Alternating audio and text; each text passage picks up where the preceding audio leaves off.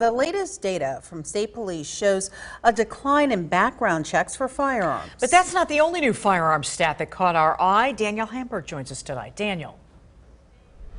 Well, Alicia and Valerie, the number of denials is down too, but the number of denials referred to law enforcement is up, usually meaning someone lied to try to buy a gun.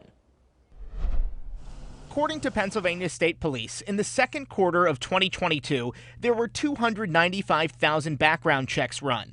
That's 39,000 less than last year, but denials referred to law enforcement were up about 23%. The people that are generally referred to law enforcement willfully lied on the background check. They willfully said, "I've never been arrested."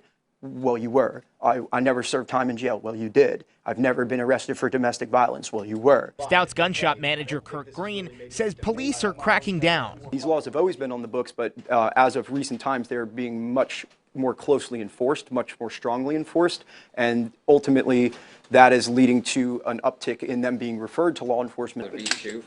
Regular denials can be simple mistakes from people not filling out the forms correctly. The wording on the forms is not that straightforward. It can be confusing, and because of that, people get denied inadvertently. Those are the denials that you're going to see not being referred to law enforcement. Green says they see less than a dozen denials a year, and their sales are actually up this summer. I definitely see an uptick in people buying modern sporting rifles. I definitely see an uptick in people buying personal defensive weapons, handguns, shotguns.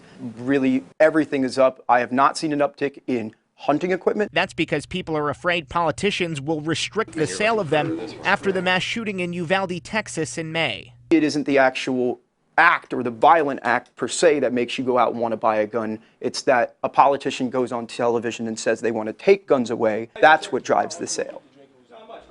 Green says the sale of ammo is also up, not quite at levels we saw during the pandemic, but prices have remained at the higher costs set during the peak of COVID. In the studio, Daniel Hamburg, ABC 27 News. All right, Daniel, thanks so much.